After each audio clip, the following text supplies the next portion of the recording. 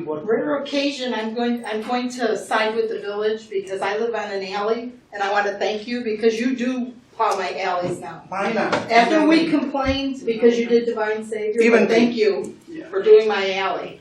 Because you did, I mean, I understand the streets have to come first, and I do want them, why but please we don't have don't it? stop doing my alley. Why we don't have it? Close to the Hold school. on. Okay, yeah, We're hold gonna on. have to. We're just going, all right, thanks, Mayor. So Wally, just to answer your question, they all have a route. They can't bring the big trucks down the alleys. They use the smaller trucks. So what they do is the streets first, then they do the alleys. The big trucks, when they're done with their routes, that's when they go to Divine Savior. To answer your question, I don't know if that answers your question. I did look into it. I heard, some neighbors complain. You talked to neighbors and they called me. What about 9 o'clock start to clean the street, not 8 o'clock, because school start 8:20. And the whole thing is, and people have traffic because scared to park, Yeah. Why not 9 o'clock? Yeah, It must be perfect. I'll give you a call. We'll go over it with Joseph. Okay, Okay? do something with this, that's Alright. all. Before you leave, if you could fill out the participation If you card get with the your name. we have to your name. Okay.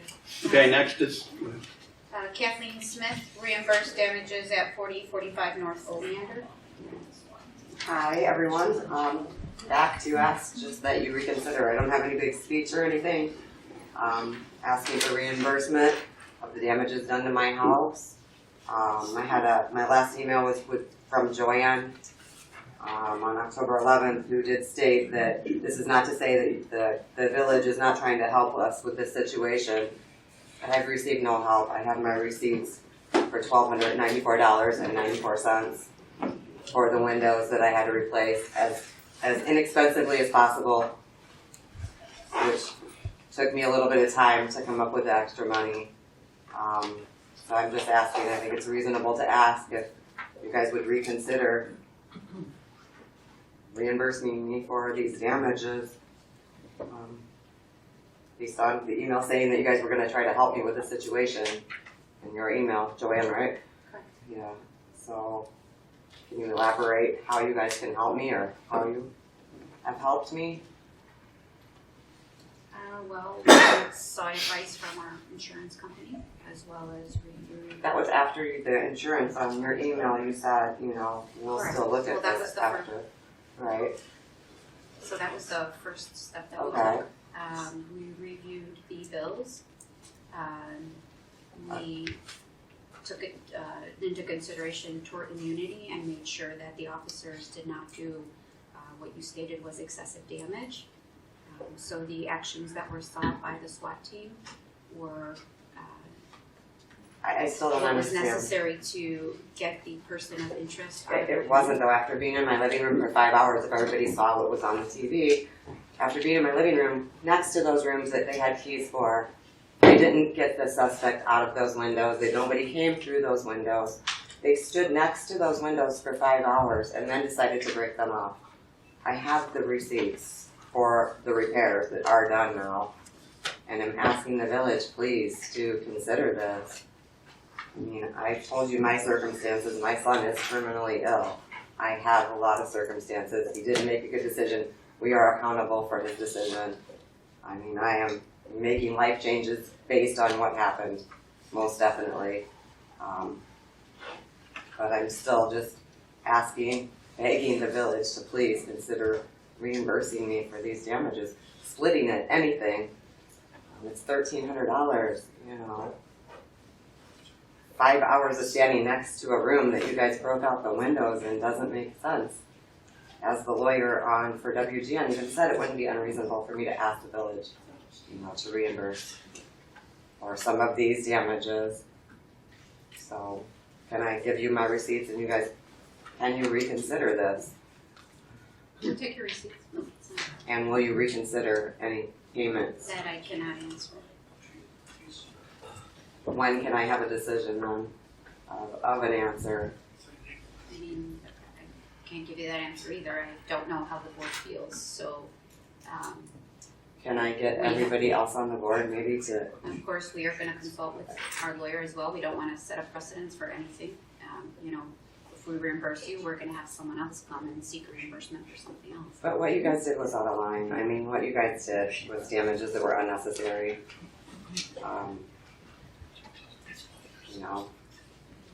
You did say in your, that this is not to say that we're not trying to help you with the situation. You guys haven't helped me at all. You guys contacted my landlord trying to get me in trouble or something, you know. My son was in the situation. My son was scared. You know, we have made life changes based on this, but I just don't feel that all these damages were necessary. I'd like for the village to at least consider splitting these expenses, something. We'll take it under advisement, and I'll meet with the trustees and get back to you. Yeah, I mean, I'd like your guys' opinion on them standing next to the rooms for 5 hours and then breaking windows. I don't understand. Can anyone explain that to me? Why people would do that and how you would see that that was necessary after standing next to a room that you had a key for after 5 hours, then breaking windows. When in the first 5 minutes we told them where the suspect was at. So anybody have any comments on that? Did anybody see the WGN thing? Because there's, you know. None of the board is an expert on how, when there is someone who's being sought after hiding in a Right. home, what is or expected behavior or what isn't. I mean, these are not experts. That's why the SWAT team was called in. There was a threat to the school, and unfortunately, in today's society, those threats are taken very seriously. Which I understand that and being. So if we had not acted and something had happened where that person had carried out his threat, I mean, it was vital that that person, they asked, from what I know, and our deputy chief is here, the suspect, the person was asked to come out of his home. We told the police also where the suspect was at, though, in the first 5 minutes of being there. I understand you can say where he's at, You but know. they cannot just take that for word and walk in and. But they did. They did with my son. They took my son downstairs and searched the basement and didn't do an adequate job. And 5 hours later, my windows are broke. It just doesn't, the course of events doesn't make sense. I mean, my dog was locked in the bathroom that they broke the windows and they saw me put him in there. It doesn't make sense. We'll take it under advisement, and I will get back to you after I talk to the board. I would really like you guys to reconsider. Thank you. Okay, thank you. Is there any other public participation cards? If not, if there's anyone else that didn't fill one out that would like to ask a question, May I add one if statement you to could my just come up so earlier? that you could be heard, we'd appreciate it. Thank you. Getting back to the other schools that allow us to pull up in front of the school, give us 15 minutes to drop the kid off or pick them up at the end of the day. You know, they give me 15, it only takes 5 to get the kid. Even the high school, Ridgewood High School, we're talking about young adults, not 5, 6 years old. They even have a student drop off, which is feet from the entrance, not blocks. Again, please consider making that street northbound and allowing people to pull up for 5 minutes, get the kid into school, get them out of school, and pull off. I mean, it has some serious consideration. Thank you. Thank you for coming. Anybody else? Yes, I would just like to support this gentleman's opinion on the school. Could you come up to the microphone so that everyone can hear you? Yes, hello. Thank you for the speech. That was actually My pleasure. the reason I showed up here, because what we have going on at the school is Can you beyond. give your name and address? Yes, my name is Anna Gutierrez, and I live at 4506 North Oak Street. Thank you. Continuing, we have a huge problem at the Lee parking with dropping off the kids. I myself have a 5-year-old in kindergarten, and it is beyond difficult to drop them off and pick them up. And mind you, I have a 3-year-old that I have to drag with me pretty much, crying because the wind is blowing. You can't maneuver it. At age 20, you're considered late. The school does not like that. There's no way that we can make this work. The sidewalks are not plowed. The kids keep tripping. There's ice all over. The president doesn't do anything, and I am sincerely hoping that you can do something to make that change. Everybody's complaining. There's just a few of us here, but the whole school is talking about nothing but what a disaster we have this year.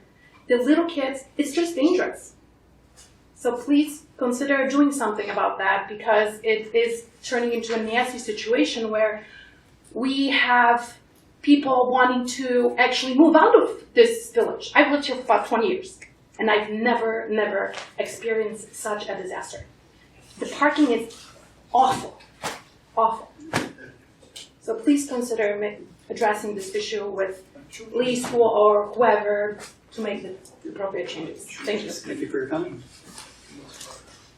Anybody else? And if you could as well fill out a public participation card before you leave, there's a card for the back. Hi, my name is Gus Rapadas. I live at 8215 West Wilson.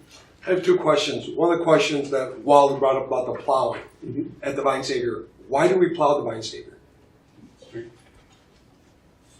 We have, I guess, an unwritten agreement with them that if we ever need that parking lot to park cars in there for whatever reason. If there's a big snow. If there's big snows. A couple of years ago, we had to use their property to land a helicopter when Freaknik was going on. Never a problem anytime we need anything from that. They also let us use their parking lot for our car show and don't charge. Car show is not my business. I don't care about car show. I understand. I don't care about car show. Rich people come here, somebody, no, not me. I think about voters, probably In this. past winters, when there was so much snow, on the streets, they would let us store all the snow on their That's another property. one. Okay. So to answer your question, I think it's pretty biased. I don't think we should be doing that. Regardless, the other thing I want to bring up was the levying the taxes for the police pension. Yep. Which everyone supports the police. Is there going to be an end to this? Or are we going to see a 35% levy every year? There was a point in time when the village contributed to the fund. correct. We no longer contribute to the fund. Yep. Where did that money go? Where do we work the money go? Well, if we I had guess, money I guess allocated, to stop you right there is we're gonna let Lauterbach in. You weren't here for we had a 6 o'clock meeting. but that's fine. So let them explain it to you, and then if you have questions after that, we'll answer them. My question is the village side of it for the monies, not the police pension. What do you do? So we do. The monies that we contributed were towards the police pension levy. Correct. Previous to us levying the taxes the last 2 years, Yep. the village itself used to contribute to the police fund, That's correct. which we no longer do. Perhaps maybe I'll state how much that was, because it was minimal. I mean, we can't afford to levy or to fund the entire liability. 1 year, which was fiscal year 14, we only contributed $27,000. Okay. In fiscal year 2017, it was $50,000. Okay. And in 2018, it was $100,000. So you're looking at $175,000 over since 2010 when we started the levy. Okay. And we only have funded it with the minimum that the board was approving. The actuaries tell us to do. So the second part, we're not going to see an end to this levy. The home rule is going to keep passing year after year until we get the fund up and going. So I've actually asked the actuarial Lauterbach and Amon because they've recently completed our April 30th, 2019 actuarial report as well. This levy for the 2.1 was based on fiscal year ending April 30th, 2018. So I now have the next year's information.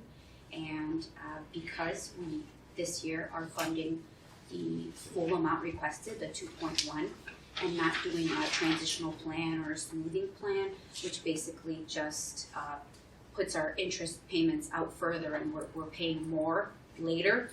So because we're doing the full 2.1, next year it looks like it'll be right around 5%, possibly slightly more, slightly less, but right around only 5% increase.